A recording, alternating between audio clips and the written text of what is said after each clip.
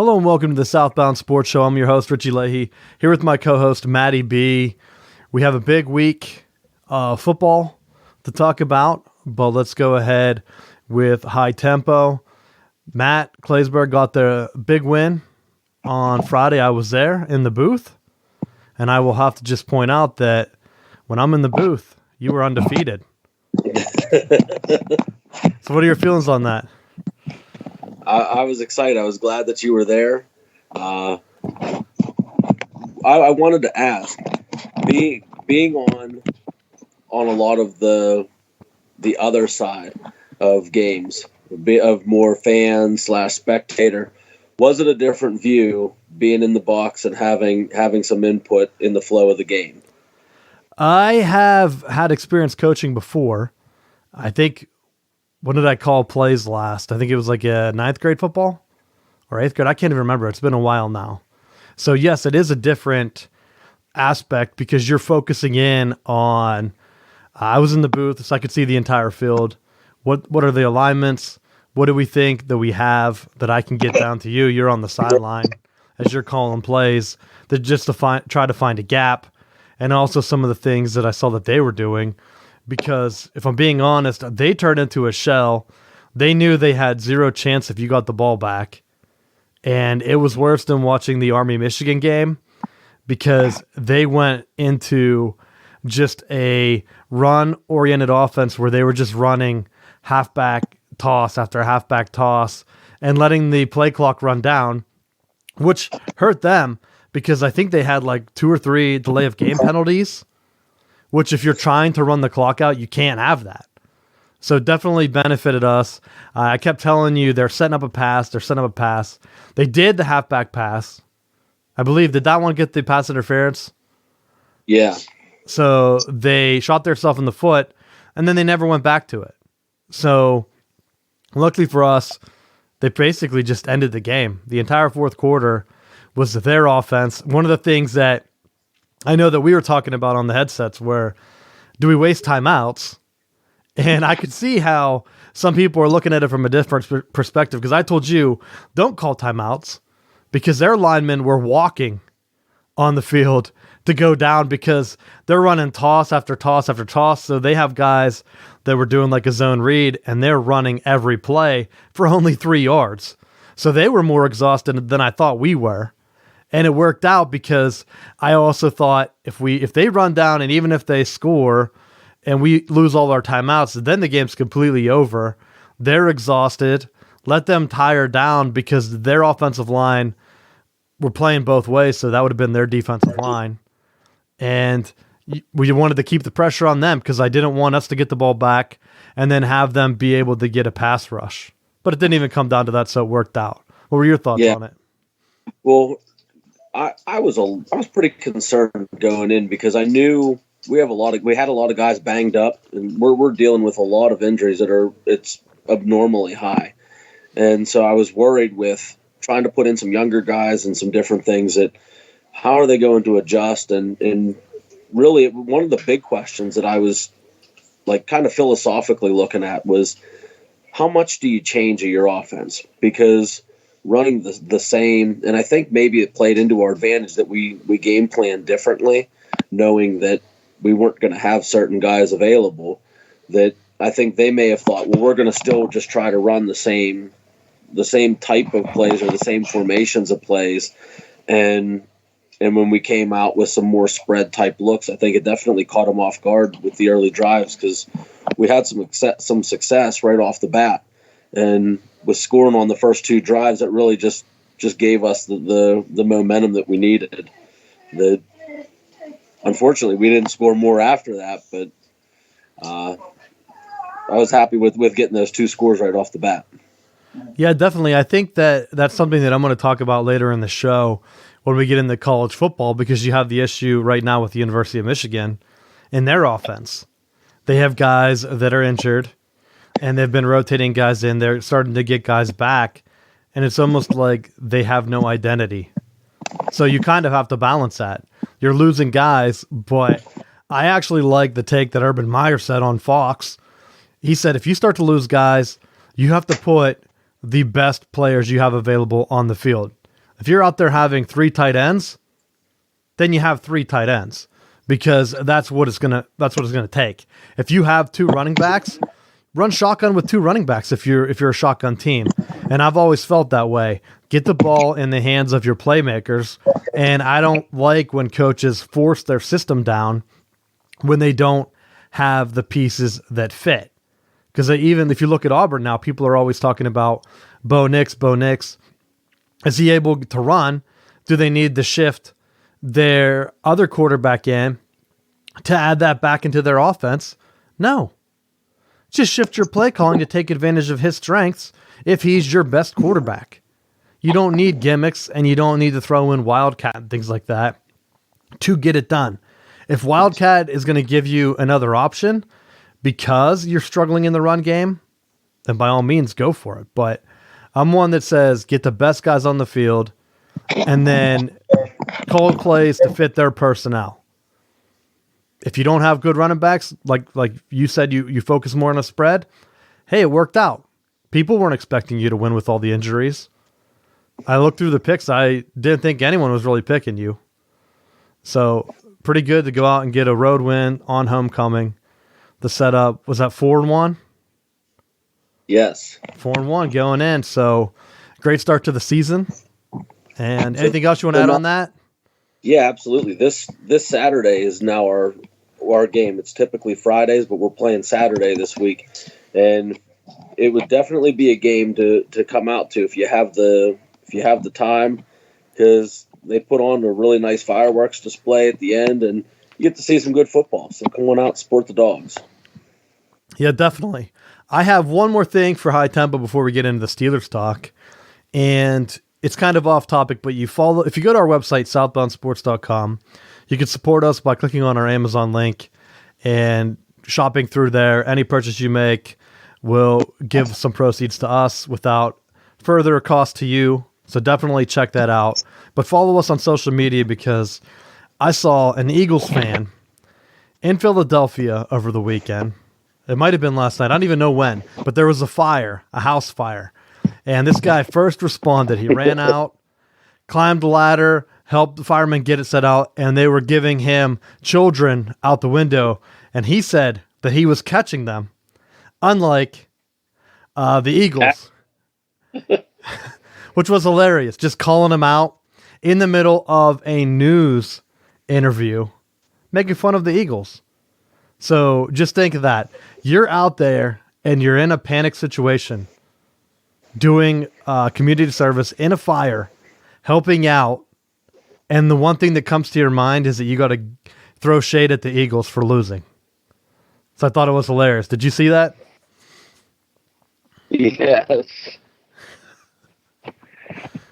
Only in true Eagles fashion. Billy. All right, let's get into Steelers and Bengals. Now, I was traveling over the weekend, so I didn't get to see a lot of first-hand game. Everyone knows we just talked about it. I was up in Pennsylvania. So I had to listen to the game. They played the 49ers, and here are my thoughts. I don't know how good the 49ers are. I know they're undefeated right now. They're 3-0. They could be the team in the NFC West. We just don't know right now. Steelers kept the game close, had a chance to win it. It seems like every game they play, the defense just isn't there. They can't get a stop. They let Garoppolo through the touchdown. They let Russell Wilson get the job done the week before. If you have a defense that you can count on, it's a lot easier to break in a new quarterback. I'm not disappointed in anything that Mason Rudolph did. Your job as an NFL quarterback is to get points on the board. Steelers did that. And it could be a worse situation. Because if you look at the Bills, or not the Bills, the Bears.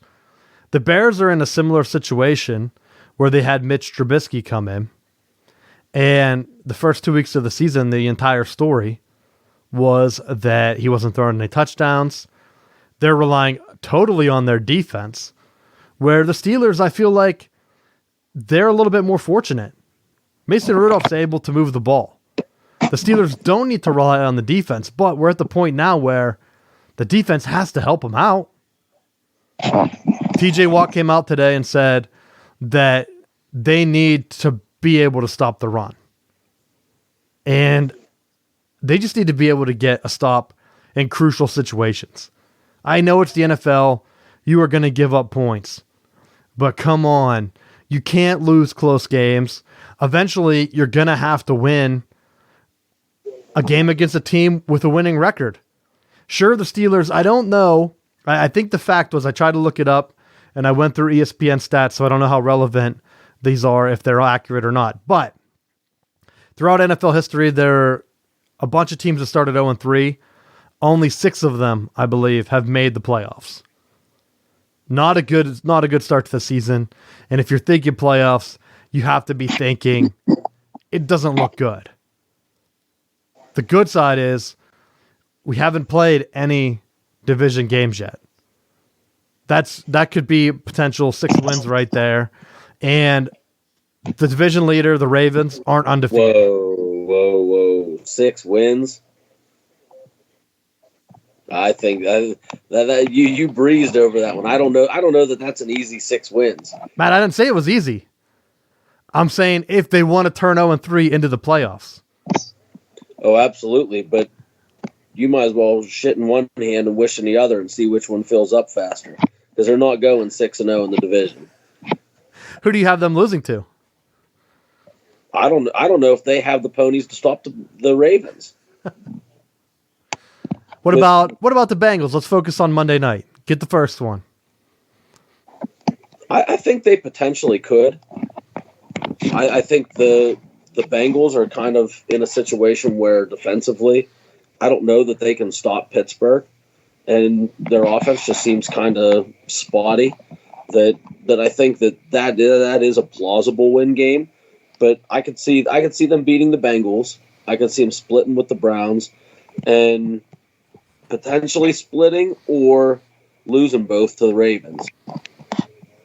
And that pains me to say, but I think when you look at what the Ravens did in the offseason by getting extra receivers, picking up Mark Ingram, stockpiling stuff around Lamar Jackson. And Lamar Jackson right now, he's reminding me of of a young Michael Vick. When he first came in the league and was just running around aimlessly and people just had no idea how to stop him. Like, that's what it looks like right now. So as long as he doesn't get himself involved in dogfighting, you're probably going to be dealing with Lamar Jackson for a long time. Well, you also have the issue of, is he going to stay healthy? Which could turn the entire division around because they got rid of Joe Flacco. What did they have? They went for all Heisman winners, didn't they? RG3, who else their backup? I thought they had another one. So they're prepared to make that shift 100% into the running quarterback. But it's not like they have a stable of quarterbacks that are known for staying healthy. And that's going to be a big deciding factor. I think they play the Ravens next week. So you have the Bengals and then the Ravens, and then you end the season with the Ravens. So if you want to make the playoffs, if you're Pittsburgh, you have to win the next 2 weeks. You have to win your division games. Get to the point where if you're going to split with the Ravens, it's at the end of the season and you already know if you're going to be in the playoffs or if you're eliminated. You got to win. You got to try to get to 500 as soon as possible. And the goal right now should be to win the division. Sure, the Ravens look awesome. And everyone knows that's a big rivalry game. Basically, the Steelers' biggest rival is the Ravens, just due to the success of both franchises. And I know the histories go back further with the other ones, but it's Steelers-Ravens. And right now, the Ravens look great. They have Greg Roman, offensive coordinator from the old 49ers, Jim Harbaugh days, back when they took Colin Kaepernick to the Super Bowl, a quarterback that nobody wants now. So he knows what it takes to get that style of quarterback comfortable. If you watch, he runs a lot of the pistol that I loved when Colin Kaepernick was in the league, when Jim Harbaugh ran that kind of offense. That was it. I'm surprised that more teams don't run that, because you still get the quick shotgun action, so your quarterback's able to avoid some of the head-on pressure hits. You're able to stay upright more, and you can still get the momentum of your running back. And Ingram took advantage. He looked like a beast on Sunday. Yes, he did.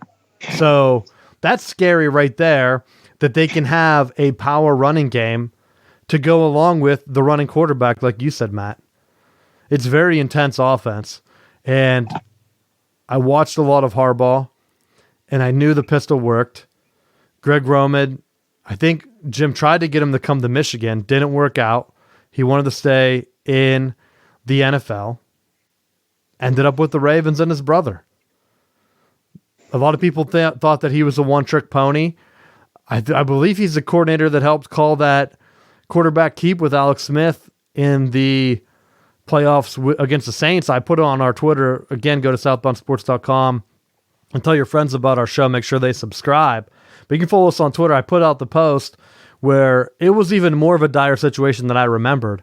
There were 2 minutes left in that game, and the 49ers needed a field goal. All they had to do was eat the clock. I think it was third down, and they called a quarterback bootleg, naked bootleg. That could have been a 7-yard loss. Instead, it turned into a touchdown. That's the kind of guy that the Ravens have calling their plays right now. Unpredictable. So, definitely. And the Steelers defense, Matt, they can't get off the field. No. So, it's bad. I don't even know what to expect. I mean, so let's see who else is on the schedule. Bills. Bills are undefeated right now. Could they collapse? Yeah, they could. But Steelers still have to face them later. The Jets, that should be a win for the Steelers. They have some issues down. They need to get, They need to get 9 wins, I would think, at least to have a chance at the playoffs. And I don't know if I see that on the schedule right now. So if you're coach right now, would you focus on building for the future with Mason Rudolph, or would you try to make a run at the playoffs this year? I think the big question is, what can you get? I mean, they made the trade for Fitzpatrick, and I really didn't see a whole lot. And I know it's one game, but I was expecting something. More turnover play, more pass defended. It just looked like the same defense. And I don't know if scheme-wise it's going to take time to adjust or to become more aggressive. But it just looks like week in and week out, the issue that Pittsburgh has is that they're not athletic enough to be in man coverage. And in zone coverage, they just leave guys wide open and they cover nobody. So it's just like the big graphic that Pittsburgh put out was that they have, I think, 8 or 9 first-round draft picks on their defense. It's like, well, it doesn't do you any good if you're a first-round draft pick and you guys are doing nothing. Like, you still got to you got to pick it up, and you got to just stop them. You know, whether it's game planning. I mean, at this point, when you're pushing those kinds of graphics out, it has to be coaching. And how many losses does it take for Tomlin to be on the hot seat? That's crazy, and that's a dumb graphic. I did not see that. That would be like the Bears going up against the Patriots in the Super Bowl and putting out a graphic that Mitch Trubisky was the 2nd overall pick as like a shot at Tom Brady. Like, at some point, where you were drafted doesn't mean anything. That means you have the measurables, and you might have had the pedigree in college. You played at a big university, and you were a stud in their scheme. But if it doesn't translate to the NFL, then what does it matter? I mean, if you're going to tout that whenever your defense is like leading the NFL in total defense or something. Yeah. Not after they blew the last 2 games, Matt. And that was what surprised me, because it was right after they announced the Fitzpatrick trade, which I don't think that it's a bad. I didn't think that it was a bad trade. I think consistently we complain about how bad the secondary is, and making that move, I think, helps the secondary in the long run. But scheme, I don't know what they're doing differently. You know, you look at what New England does week in and week out, and they stop the opposing team's best plays. And it's like you want to see what kind of adjustments are you doing to try to take advantage of that. And it just looks like it's the same stuff from Pittsburgh. They get themselves into, third and medium. They drop everyone into coverage. The quarterback runs for the first down. It's like, how many times do you got to watch that? Where the coverage breaks, where the quarterback breaks contain and runs for the first down. Yeah, I agree. You're at the point where you have to make the stride and decide what your identity on defense is going to be. Because you're going up against a Bengals team on Monday night. It's at home. You have to win the game. They played the Seahawks about just as tight as we did. They got killed by the 49ers, and I believe that one was in Cincinnati, which is crazy to me. And I think this is a must-win game. It is a must-win game. The Bills, they lost to the Bills, and it was pretty close. If they lose this game, I think the Tomlin has to be on the hot seat at that point. But do you think it buys him time because they have Mason Rudolph in? I don't know that it does, because I think when you look at all the locker room issues from last year and how everything was passed off of how it was Le'Veon Bell's holdout and Antonio Brown being a cancer, that you got rid of them. They weren't there this year. And I thought, well, maybe the Roethlisberger injury might buy him some room or some time. But I think if it just looks completely inept all around, then maybe that's the time to bring in a new coach, because you can get someone with maybe more of an air raid type base and work with Mason Rudolph, because I think he's doing well. I mean, in a one-game sample, I think he's holding his own. I think they still need to continue just to build on the quick throws and getting the ball out of his hand. Steelers are big favorites right now going into the game. And I don't know if they go on a run and they're close, I don't know what they would do with Mike Tomlin. I think he's locked in. I had a 49ers buddy of mine right after the game text me, I hope he's there for 5 more years. And at first I wasn't sure if it was a day late hardball text or if it was a Mike Tomlin text. I still don't know how to take it because I don't know. Is Tomlin going to get them to the next step? Is he going to be the best fit for Rudolph? I don't know. I feel like the defense is the issue. You got to fix it. The locker room issues didn't help. What makes me confident going forward that they're going to be able to make a run? Look at what the Packers did. They made their coaching move. And I believe, I can check real quick. They're undefeated. They're undefeated, yeah. And they're built around defense, Matt. That defense is nasty. And they're not touting all these number 1 draft picks. They're not. So, but you make a good point that Pittsburgh went from Haley to Pfister, and there hasn't been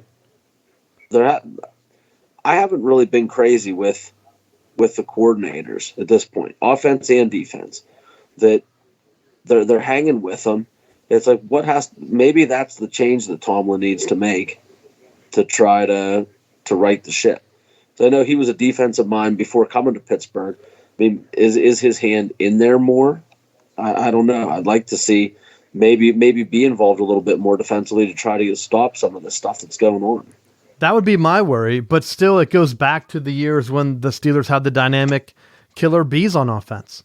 You're supposed to be a defensive-minded head coach, and yet here you are with the dynamic offense. You can't even scheme up a defense that would put them into the playoffs or a deep playoff run. Like you're getting shredded by Jacksonville.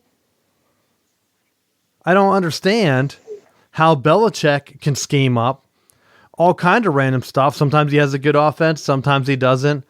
Just don't turn the ball over. And he can scheme up something that's going to get you done. Hell, I just saw a special where they were talking about the interception in the Super Bowl, where they had that play and they had saved it up and they never even called it all season, where they knew they were going to do the rub slant and they had a defense drew up for it. And they just so happened that they were ready to use it in the Super Bowl and got the interception. I'm not confident that Mike Tomlin would have any call like that in his back pocket. You need a big stop. You're not going to get it. Like if I'm watching the games, sure they could beat up on the Bengals and the Browns again, and the Jets, and get close to the playoffs, but you should be beating the 49ers or the Seahawks. I feel like that should be a split. You should win one of those. Your defense shouldn't lose both of those for you late in the game. It just shouldn't. If you're a defensive coach, and I could see differently if it was like a 10-7 shootout or something where it's like all on defense. But come on. Blame it on the coordinator, do something. I don't know if you want to make a change at this point, but I'm not confident that you're going to put a defense out there that's going to help your young quarterback. There's no way. I could be 100% wrong. He could come out and shut out the Bengals for all I know. But I want to see it, and I want to see it consistently. Because you got the Bengals, you got the Ravens, then you're at the Chargers. I mean, it's must win. The next two are both must win, Matt, because they're both at home. Well, it's plausible for them to win the next three because the Chargers are banged up defensively, and they still have the holdout with Gordon. So, I mean, that is a possible winnable game there. And the thing that's hurting them also is that Adam Schefter just reported a little while ago that Pittsburgh's trying to trade for tight end Nick Vannett from the Seahawks. So they're trying to pick him up because Vance McDonald was battling a shoulder sprain. So they're already dealing with some injuries and trying to bring some guys in to keep players around Rudolph. I mean, I don't know if it's enough to keep the ship right, but if there's injuries that are setting in, that can be something that's going to affect them as well. And that would be huge. If you get the next three, you should win the next four because the next one's the Dolphins. And then you have the Colts, who are kind of in disarray after losing Andrew Luck, even though Brissett looked pretty good on Sunday, and he led them to a win over the Falcons. But at this point, I don't even know what to think of the Falcons. Are they just garbage? They have great players, and then they just lose every game? I don't know. I guess they did get one win this year. They're pretty safe. Keanu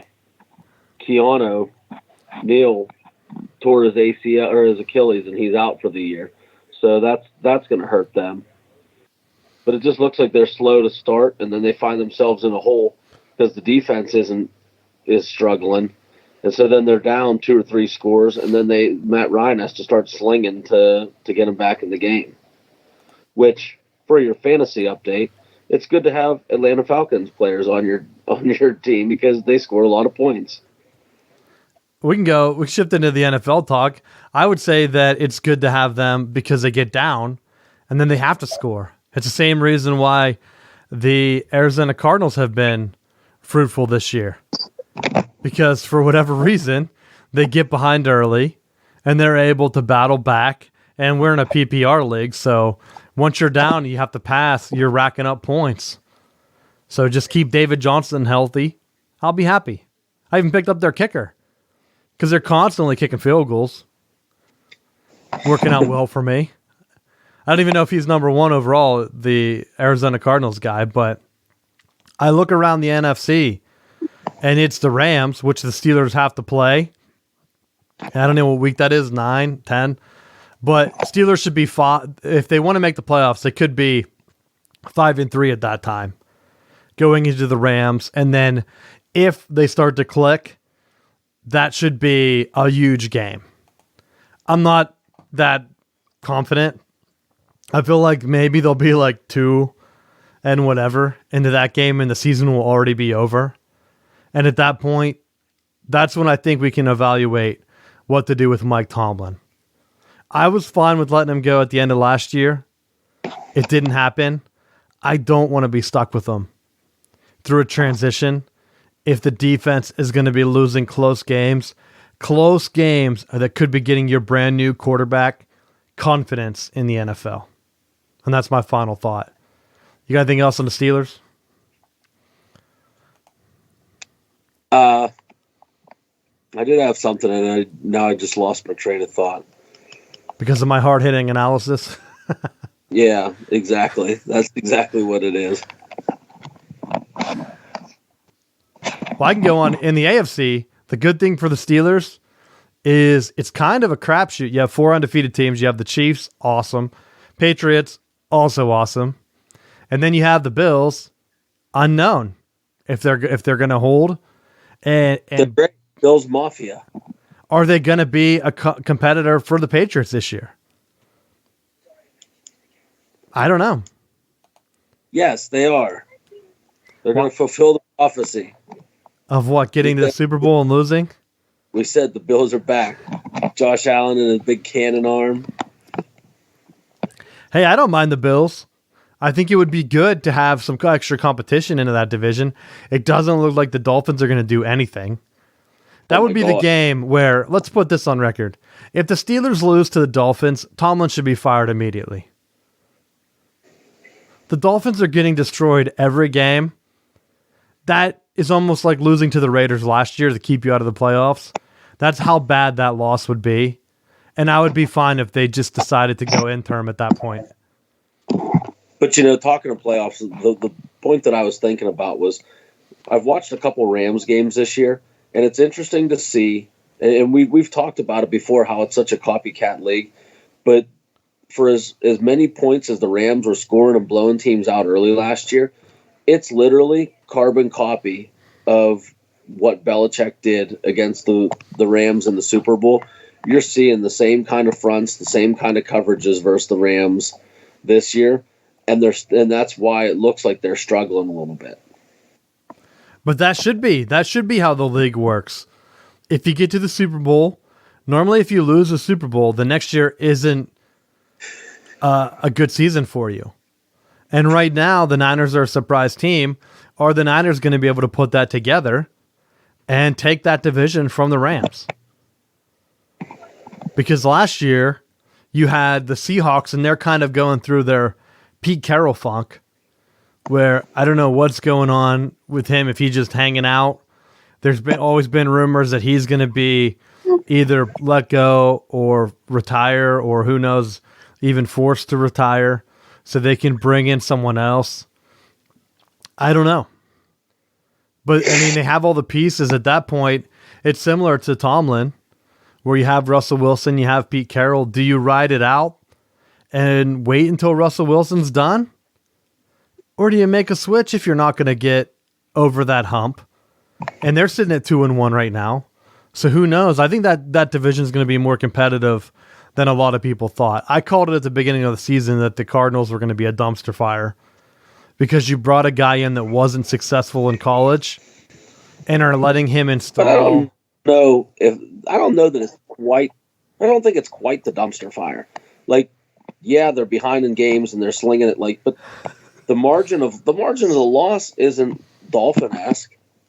It's not like they're just giving everyone away for nothing. No, they do have a tie.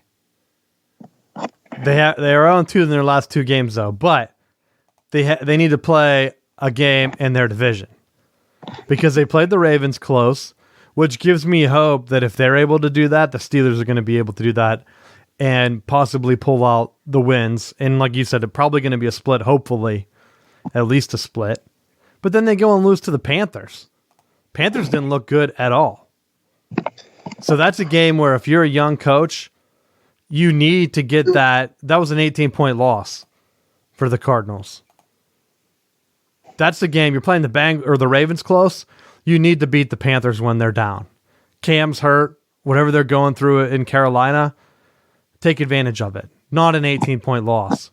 That just makes me think that because once you get a new offense, it usually takes a couple games to get film on it for these NFL defensive coordinators to start to make their film. I actually think, was it Belichick that said that it usually takes 6 to 8 games of film at least before you can get a quarterback's tendencies down?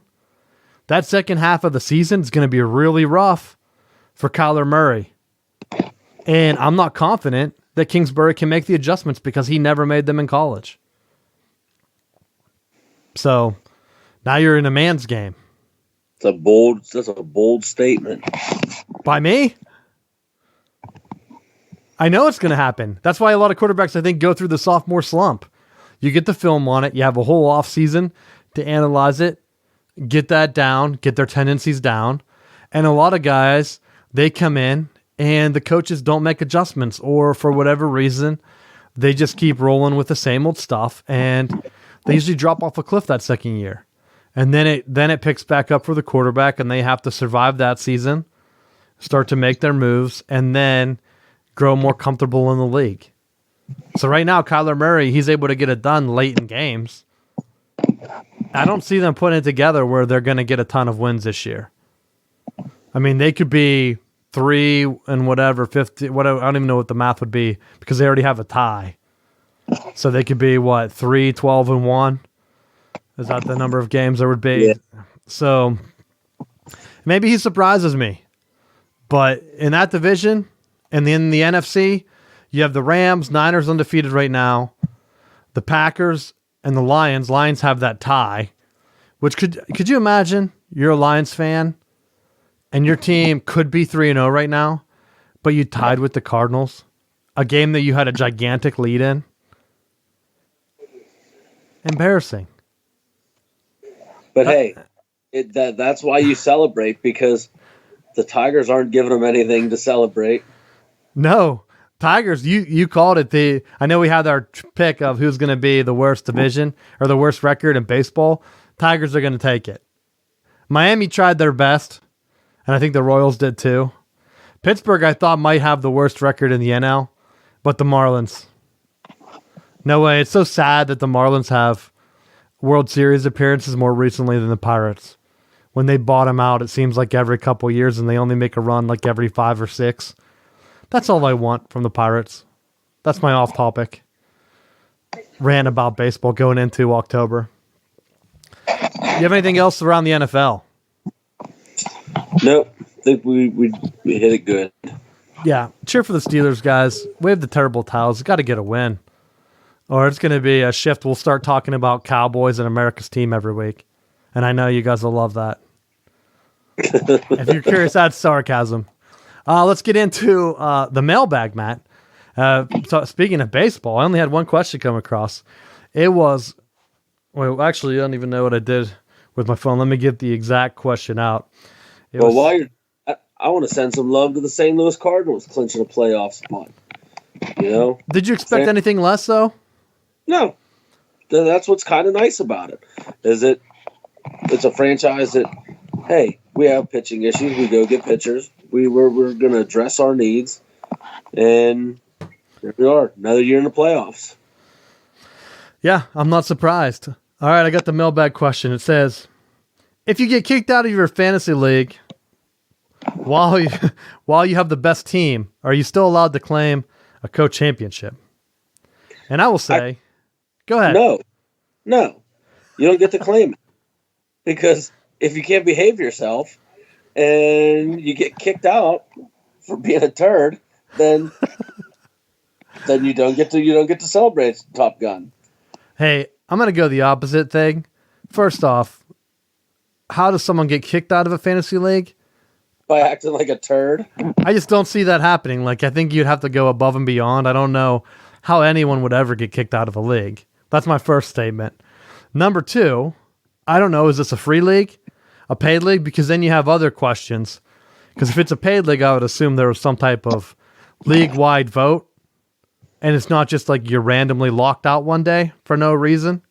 But I will say, claim it. If it's a free league especially, claim the championship. Because you're only playing fantasy sports to trash talk. That's the only reason. Unless you're in it to win money, but then even then, are you in a high-stakes league where it's like $1,000 buy-in? Because if you're only in a league where you pay $10 or $20 or even $100, you're not making a ton of bank. You're not making a house payment with your fantasy sports. You're putting in how many hours, Matt? How many hours would you have to put in? At least at the bare minimum, if you set your lineup, you're putting in, 10 hours a week? Or not even 10 hours. I mean, like 10 minutes. So probably like a couple hours a year at the minimum. Well, how long does the draft take? 3 hours. So probably at least 8 hours if you just check your team. Most people go above and beyond that because you have to watch the games. And then you have to see who's available, watch free agency. So you're putting in all these hours and claim it. Why would you waste hours of your life, Matt, if you're not going to claim it? Like Steve Spurrier. Did he waste time in the AAF? My man Steve Spurrier, Matt, he put in time. Yeah. What was he going to get out of that? Nothing. So he went and got championship rings printed. I think that's what you should do. Go to Jostens and get yourself a ring. I don't know what the guy's Twitter was. This was on Twitter, so I'll give him a shout out. But I'll tell you, here's my tip. Go on our Twitter. You can find the question if you follow us, S-Bound Sports, on Twitter. But go ahead, buy a championship T-shirt, because I would assume that the people you're playing with are friends of yours, and then send them pictures of you wearing it. Because I think that's going to be the hardest hitting way to get back to them. Because if you're in first place and you had the best team, claim the championship. That's exactly what Steve Spurrier did. And he's a legend, right, Matt? He's one of the greatest coaches, possibly the greatest coach in the history of the state of Florida, right? You're just full of just crap today. you would know about just claiming artificial champions, like Michigan, claiming all of the ones in the 1900s. Hey, no. That's Yale. Because I saw a thing where, so apparently, this is a little off topic, but this can be our segue into college football. I saw a thing where NCAA.com is not actually owned by the NCAA. Did you know that? Turner Sports owns that website. The guys behind CBS, the guys that own like the NBA or the NCAA tournament rights. And so they have a page on there where they put together even a faker national championship list, and they claim that it's the NCAA because they own that domain. So unless you read the fine print, you will think, oh my gosh, this is the definitive NCAA list of national championships, because they put one together for football. And it's like the weirdest mix. But if you dig really deep, NCAA.org, they have a PDF that shows all of their actual national championships, which include UCF a couple years ago. Because the NCAA rule is only one major factor has to claim you. So a lot of people point to that NCAA site and say, well, UCF didn't win a national championship. Not so fast. That's Lee Corso there. Definitely they did. If you go to the real NCAA site, NCAA.org, and not this weird CBS one, which CBS has the rights for what league, Matt? SEC. It's all conspiracy. It's all conspiracy, baby. Look that up. Claim as many championships as you want. You think Yale and Harvard, all those 1-0 championships? That's why I said go back. Michigan should claim those 1-0 ones. They let Yale do it. Everyone always brags about Yale has 27. How many of those national championship years were they only one win? Riddle me that, Matt. Riddle me that. Doesn't matter. It does matter. Because if they can claim undefeated 1-0 seasons as national champions, then anyone else should be able to do that. I don't care if you played Detroit Athletic Club, if you played whatever, claim it. Undefeated, even back in the day with ties, I think you should claim it. 6-0-6, you have 6 ties, claim it. Water 1, Michigan 0. Water? Yeah, you can't figure out how to have clean water in Michigan. Wow, that's really rude. Let's get into our big... speaking of UCF, Matt, how did they fare this weekend? UCF? Why, they were ranked, but then they got pitted. And I will say this, Pitt fans, what is Narduzzi doing? He has a trick reverse play, almost like what the Eagles ran a couple years ago, in his arsenal. He was on the 1-yard line against Penn State. He did not run it, Matt. What are you doing? You're saving that play for a meaningless game? Maybe was actually, yeah. No, he saved that play for UCF. It wasn't meaningless. It was a rivalry game. UCF is not a rival. It was a rivalry game. He No. sees it for their A rival in what? Claiming past national championships? Yes, he did, because Penn State is unbelievable. We already talked about it. That wasn't a rivalry game against Penn State on the one. So he could kick a field goal, and he could pretend to do whatever he wanted to do for that game, but he didn't when it counted against number 15 UCF. I know you're joking, but it's making me mad because I'm going to say it right now. Pitt should. I know you're getting into the unrivaled Penn State stuff, which is a complete joke.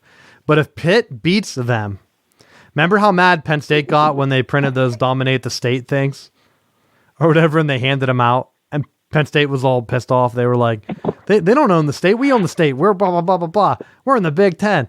The Pitt could have done something very similar for the rest of time, Matt.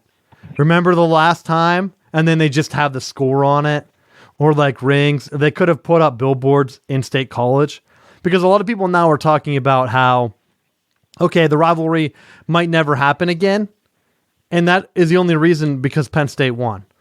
If Pitt would have won because he had these trick plays, which he saved for UCF, you can't tell me otherwise.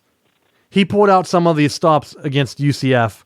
He wanted that big-time win, probably because they're a more recent national champion than Penn State is. So maybe it does carry more national clout. I don't know. But you could have been inside Penn State's head for years. Almost like the backyard brawl when they upset number 2 West Virginia. Part of it, for as bad as he got killed over all of this, over being on the one, I play him special, thinking, hey, I got killed because I didn't have a play that we could run correctly on the 1 yard line. So maybe you put something in, you look at it and go, all of our plays sucked on the goal line, and so we better have a goal line play. And to give the coaching staff a little bit of credit, they didn't fall flat on their face, which surprised me because they started out really hot, and I thought, oh, this is going to be a big win for them. And when they gave the win, here we go. They're going to fall apart, and UCF's going to run the score up. And they ended up not. They ended up coming back, and I was surprised. I thought for sure that it was going to end with them. Or were they down a touchdown? But in following, yeah, there was a little bit less than a touchdown, I think. Yeah, on their last drive or whatever they were doing. It was close enough. Something like that. They were still down, and I thought they were going to fall on their face.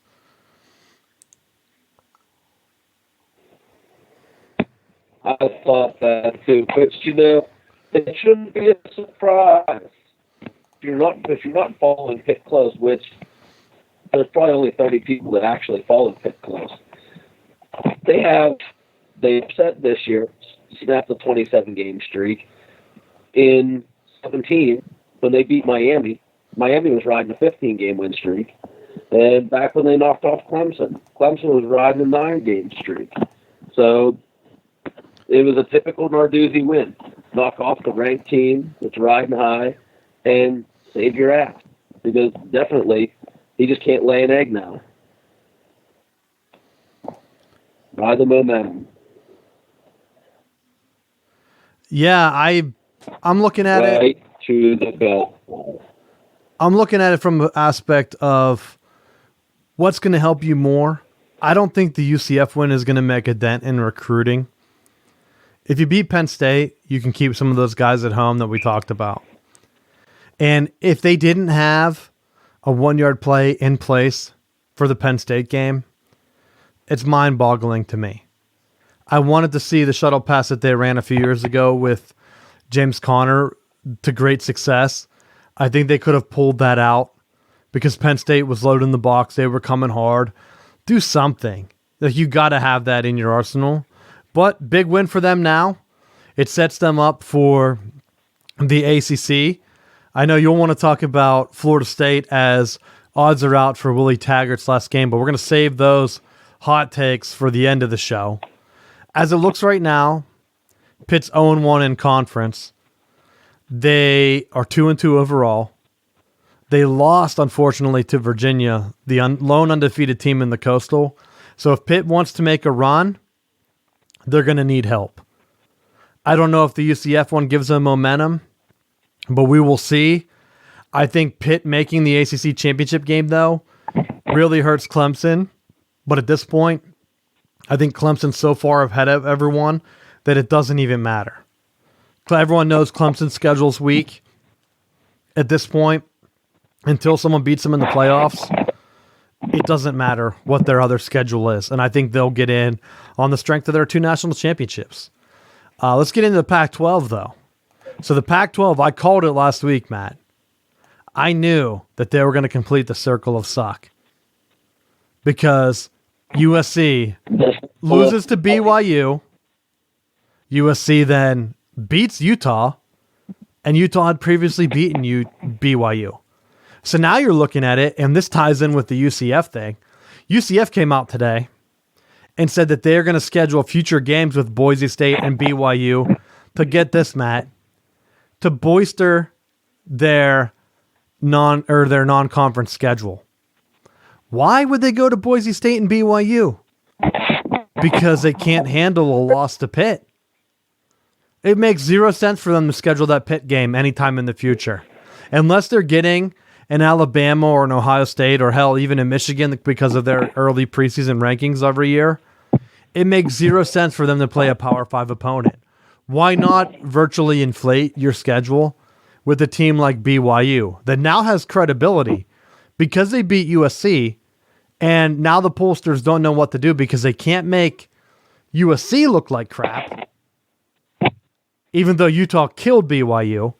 So they're stuck in like this loop. And it doesn't help out that my man Mike Leach, I don't know what happened in that game. I went to bed, they were up 30. What the hell? They were up 35-7, Matt, I think, is what the last score was I saw. Their quarterback threw 9 touchdowns and they lost. Should have mailed went home.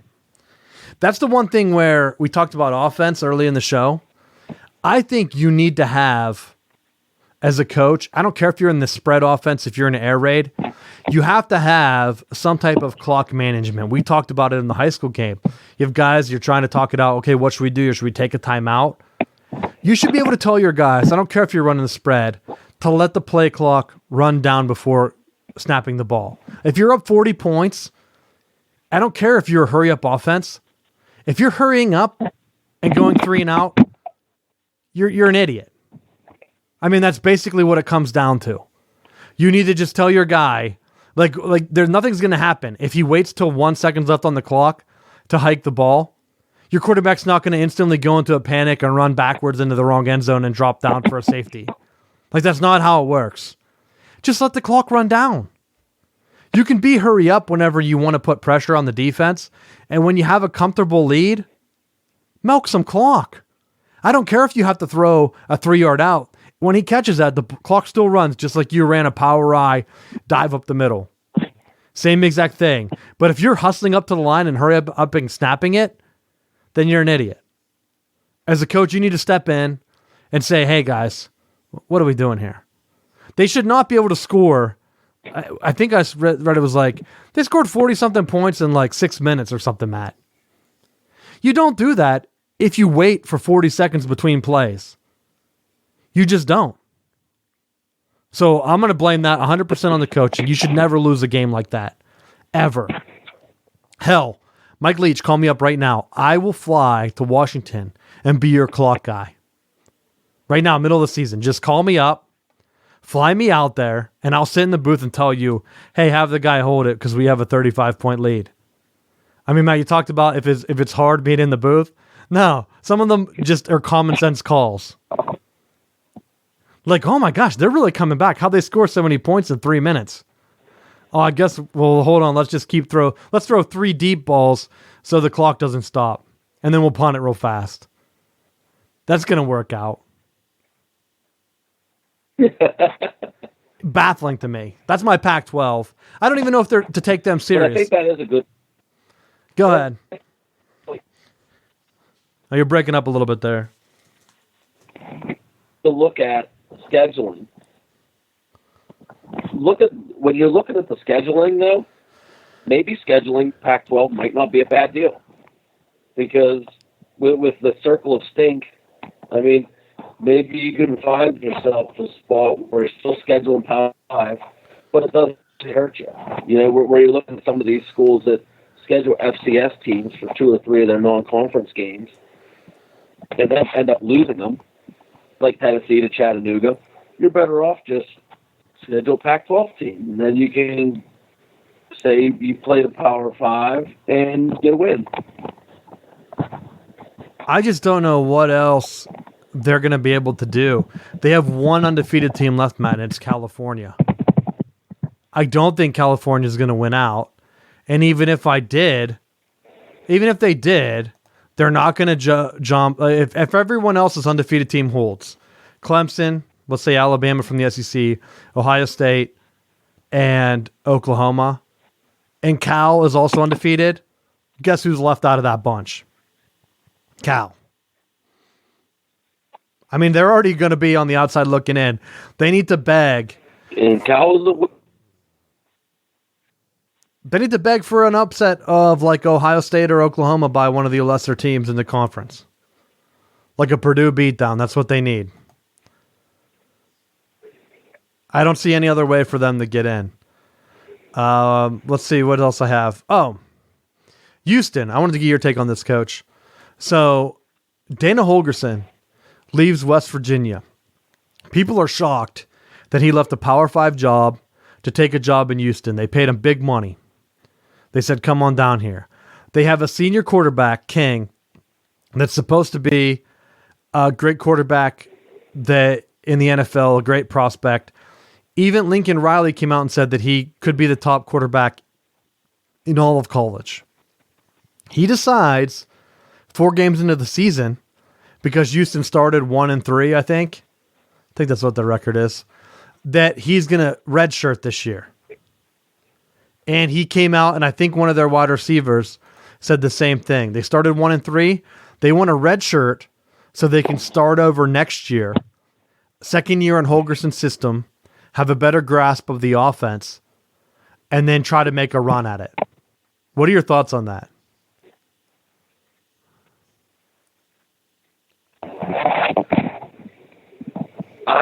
My gut tells me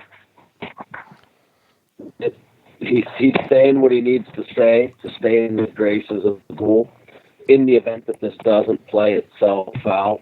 But to me, the move that, and for selfish and biased reasons, is for him to sit the year out and then transfer for the state. Because if he reunited with Kendall, he had success with him as the quarterback last year. And you know, going in, that they're looking for that quarterback to pick up where his offense doesn't have the teaching. It would be, hey, remember that offense that we ran before? Just keep running.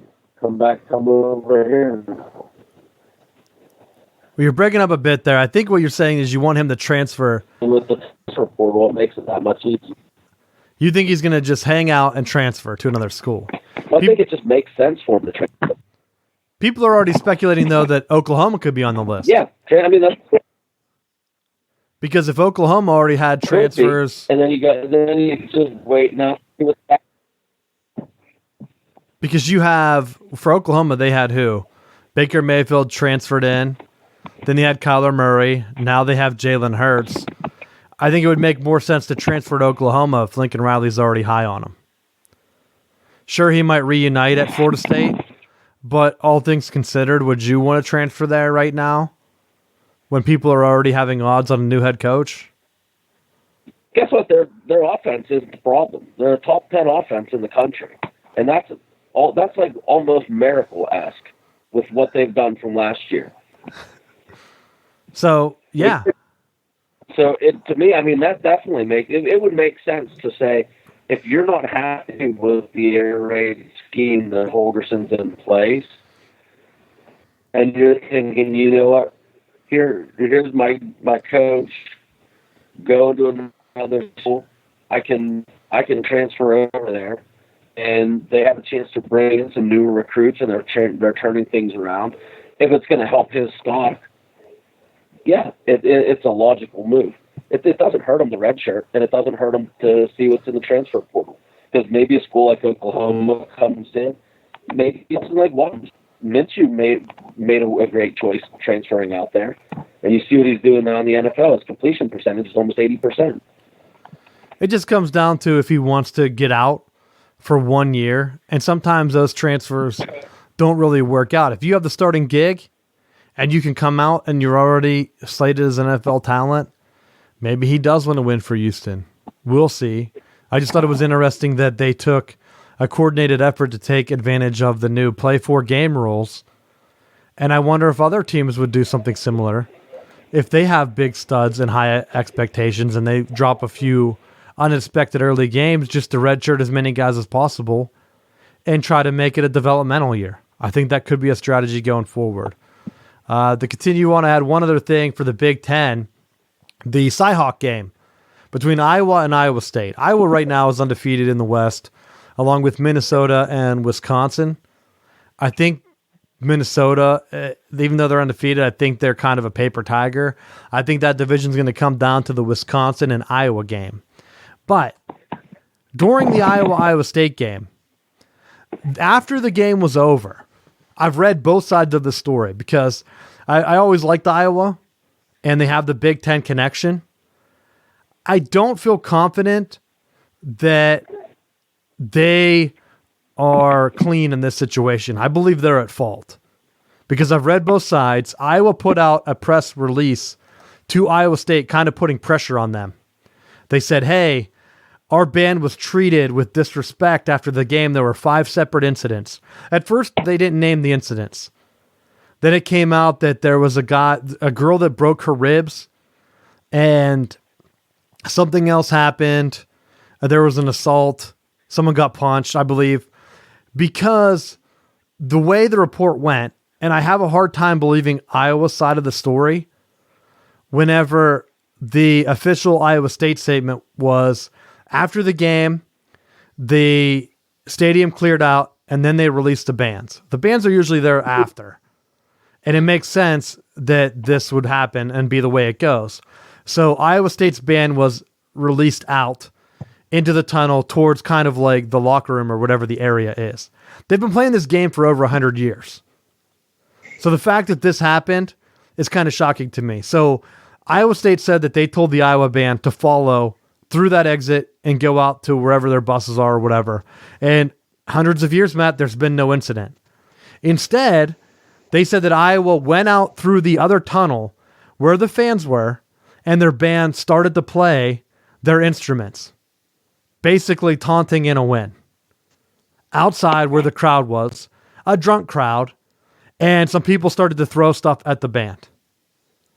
And as I read it, I tried to look and see if there was footage, which I really couldn't find anything. So if you have anything on this, please send it to me because I would love to review it.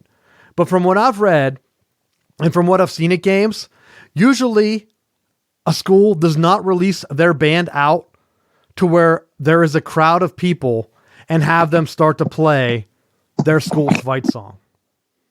It just doesn't happen.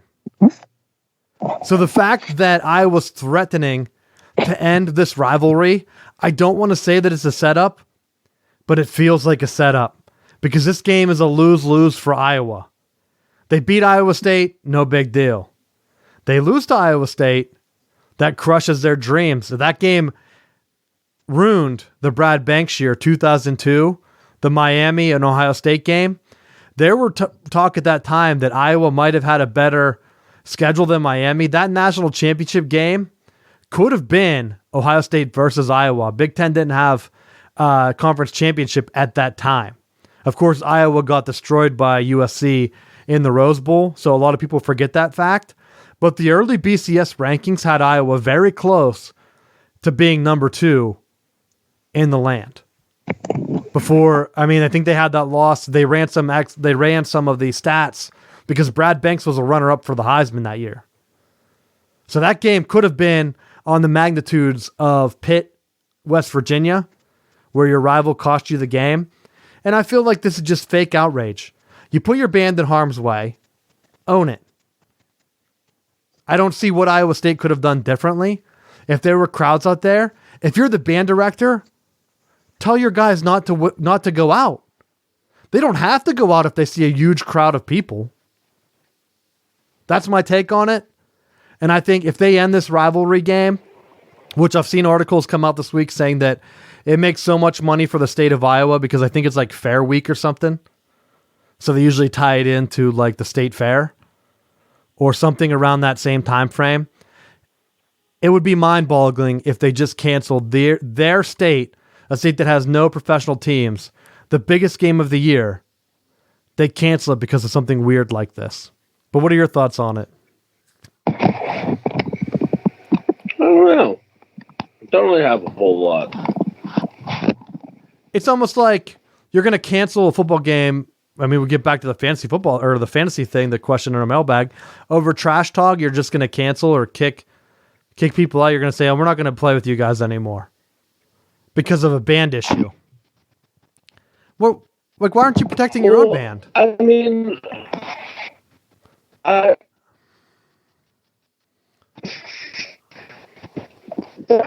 think there just has to be more to the story, and I don't know what. Like, you're not. This isn't like a high school band that you're just like, hey, rolling out to the parking lot. These are bands that there has to be more of a coordination between the universities going on. It's that much of a rivalry thing that like one school is trying to big league the other one. But it's Iowa. Does anyone even live in Iowa? That's why it's such a big game for the state. You're having everybody play here. You're going to cancel it because you couldn't coordinate to have your band wait on an away game to leave? Prove it. I don't think anyone lives in Iowa. I think it's just corn. Google Yeah, prove it. Definitely send us a video if you've seen, because I've looked for video of the incident, which of course it happened and they talked about it. This game happened like 2 weeks ago now already. That it's like the front page news on ESPN. Like, where was this outrage 2 weeks ago? That's why it seems fake to me. Before we get into our coaching topic, you got anything for the final bell? No, not this week. I think we kind of covered a lot of the stuff that I was thinking about. All right. Well, I don't really have anything either. So thanks for listening to the show. You can check us out at southboundsports.com. Hopefully the Steelers are able to get that win over the Bengals, get things started on the right foot. That's definitely the end of the episode. If you want to hear us talk about coaching openings at Florida State, potentially, and Michigan, stay tuned. But that's definitely the end of the show, so you can hang up now, and we'll see you guys next week. But, Matt, do you want to kick it off? Florida State, the odds are out, because I know I'm just going to complain for like 10 minutes, and then I'm just going to end it. That's going to be the end of the show. I'm just going to just hang up. So I wanted to thank people for listening before I get into it, because I'm going to get hot. I'm going to get heated. But Florida State, it seems like the list is the same. So we have a coaching list here. I'll just go over it for people to have some background. Florida State Seminoles and Michigan Wolverines have odds in Vegas for a new head coach. Two of the early teams to have this happen to them for next year.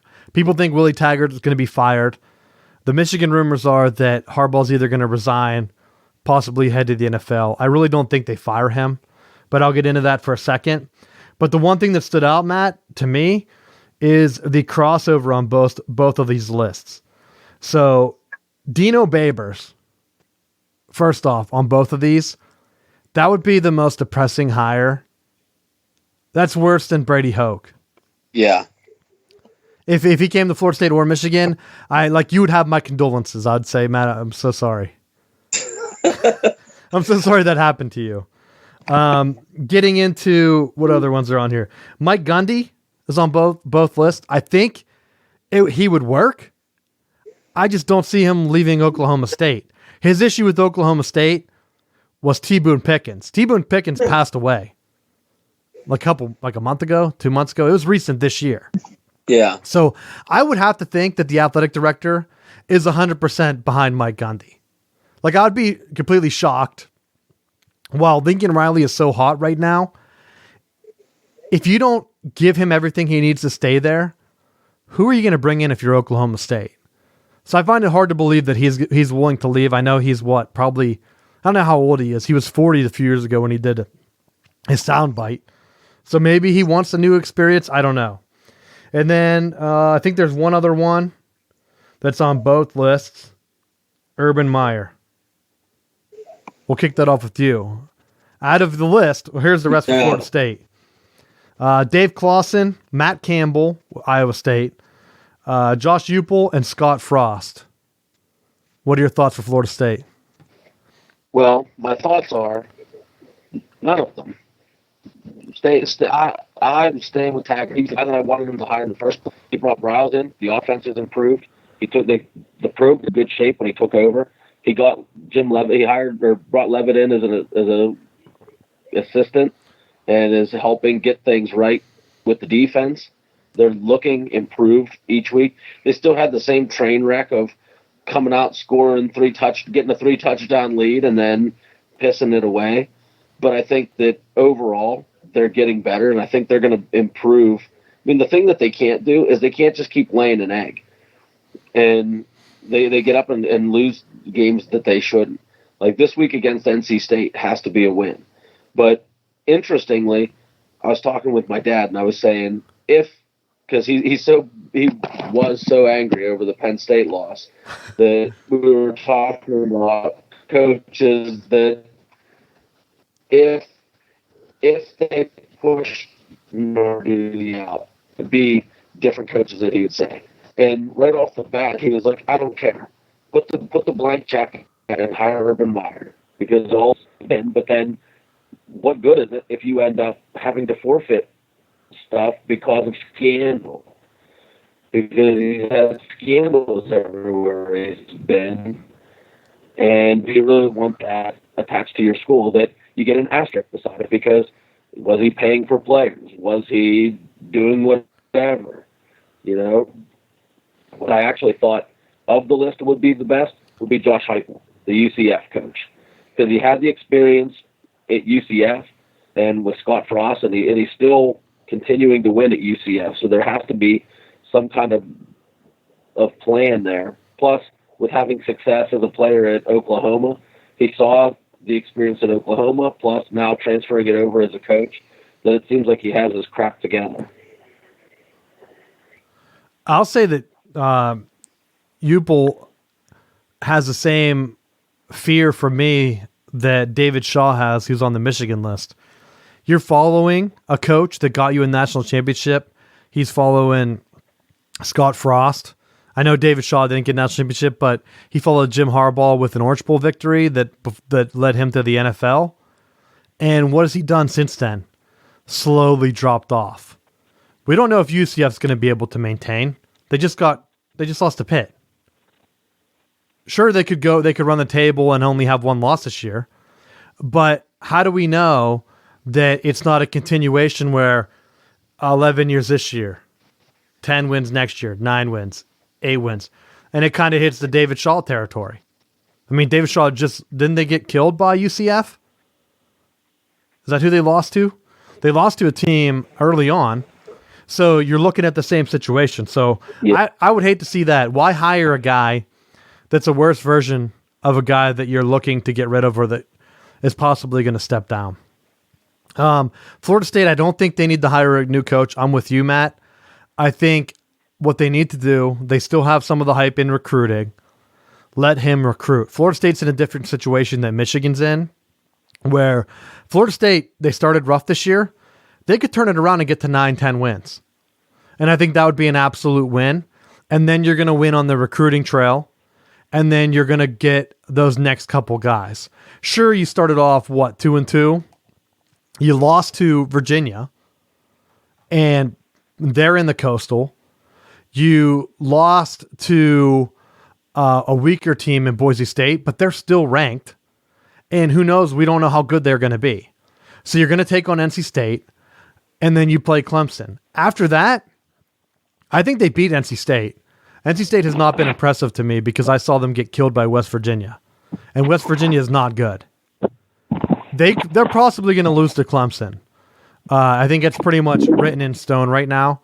After that, they could run the table. You have Wake, Syracuse, Miami, Boston College, Alcorn State, and then Florida. The Florida one, I could say, you can maybe put Clemson and Florida as guaranteed losses and still end up at 8-4? Win your bowl game, that's 9 wins. I don't think that's a bad season by any means. No, that's a huge improvement. So the season's not out. It's way too early to be talking about that. On the other hand, I'll wrap up the show here with Michigan. Michigan's in a sticky situation because I think that it's very clear to everyone that's watching, this isn't the same Jim Harbaugh that came into the league. We've talked about it before on the show. He came from the NFL. He's known for running across the field, slapping high five with Jim Schwartz at Detroit. So much that there was almost a post-game brawl. He's used to the post-game running the score up against Pete Carroll and getting the old, hey, what's your deal? He's the same guy that brought that rivalry into the NFL and really highlighted the Pete Carroll versus Jim Harbaugh 49ers Seahawks rivalry. He gets to Michigan and he looks like that's it. He's pumped up. He's going to get it done. He's climbing trees for recruits. He's doing all this stuff. His second year, he gets Michigan on the door in Columbus. Overtime. Comes up short. I think the big key in that game, and this is when I saw the switch in him, was he got the personal foul for complaining against the refs. They called the 15-yard penalty. I don't know if they don't call that penalty, then Michigan wins in regulation. But I have a feeling that Harbaugh, they kind of called him out after they fined him. The Big Ten really came after and reprimanded him. Of course, it felt like at the time that the Big Ten was going all in on Urban Meyer, and that was the year they got destroyed by Clemson. Could Michigan have put up a bigger fight? I don't know. But since that game, Harbaugh's not been the same. He was always the guy that was known for having his team prepared for bowl games, always known for being ready for the NFL playoffs. And that same year, he came out very flat against Florida State, made the adjustments, almost came back. They lost by, a point or something? And I think they did complete the comeback. Florida State just threw a touchdown late. After that, 2007, he was a changed man. He came out, had his glasses on the sideline, no energy. And I think recruits are seeing that. I think other coaches are seeing that. The refs haven't called any penalties on him since. I mean, hell, even the biggest Michigan blog is speculating that possibly it's due to him having CTE, which is crazy to me. When I think it's just the aspect where he came in. I think if he would have won that game, I don't think Harbaugh would have changed. I don't think if they would have called the penalty on him on the sidelines in that Ohio State game, I don't know if he would have changed. But after that game, he's been more subdued. I don't know if there's personal issues going on. But if your heart's not in it, which it doesn't look like it is for him, just resign. I don't think any Michigan fan is going to hold it against Harbaugh, even if he goes over against Urban Meyer.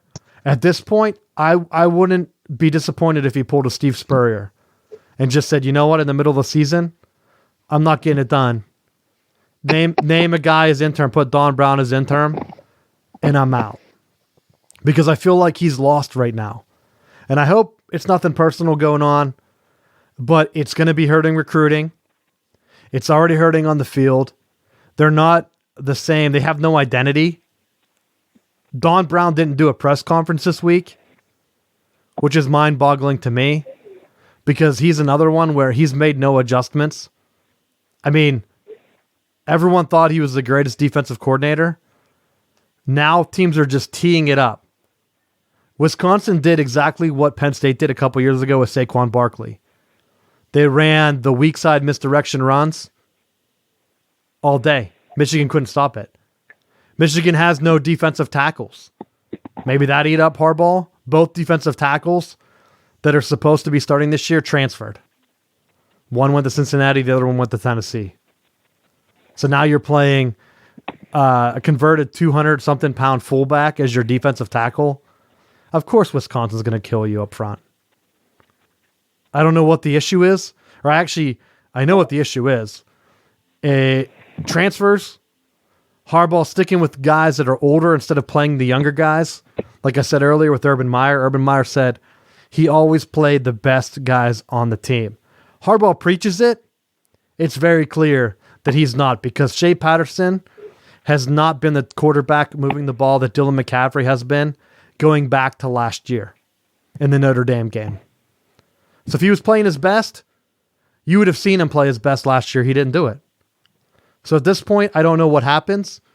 I think in time, he could change it around. I think if he keeps hiring younger coordinators that are focused on recruiting and bringing that energy, I think Harbaugh could be very successful as more of a CEO type coach.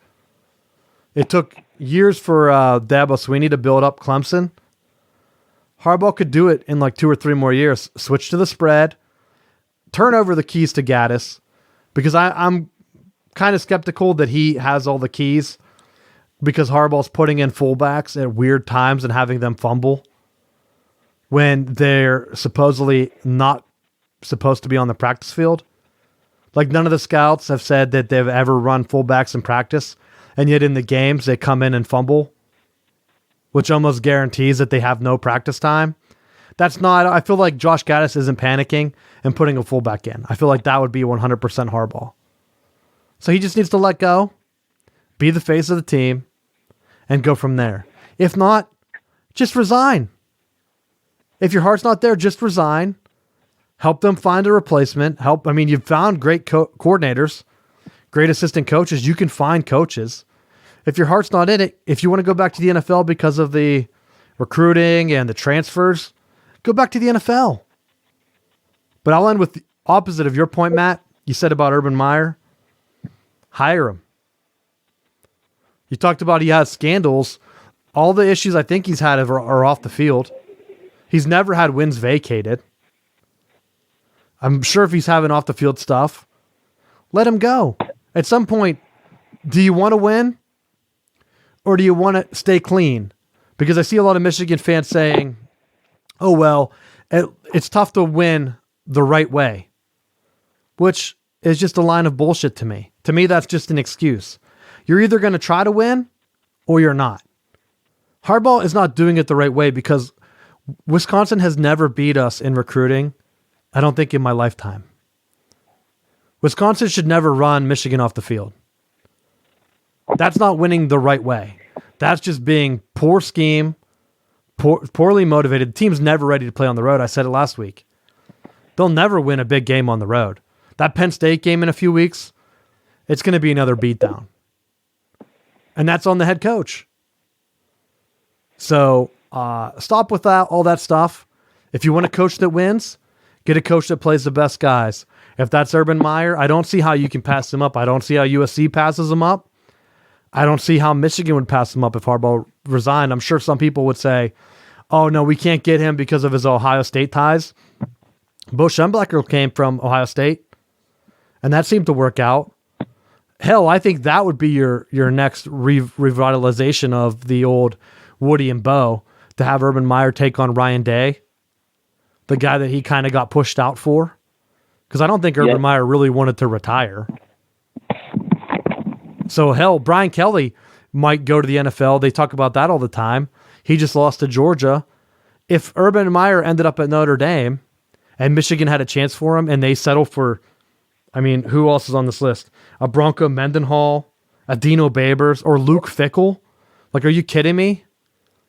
If they hired Luke Fickell, Notre Dame hired Urban Meyer, and Ohio State had Ryan Day, Michigan would be looking at losses in those rivalry games for the next 10 years. That's just a fact. So decide what you want to do. That's what I say to Harbaugh. Decide what you want to do. If you don't want to be there, there's no hard feelings. You led Michigan to 10-win seasons 3 out of your 4 years already. You could do it again this year, but you got to let go. Let your coordinators do your thing and let it happen. I don't know if it gets done.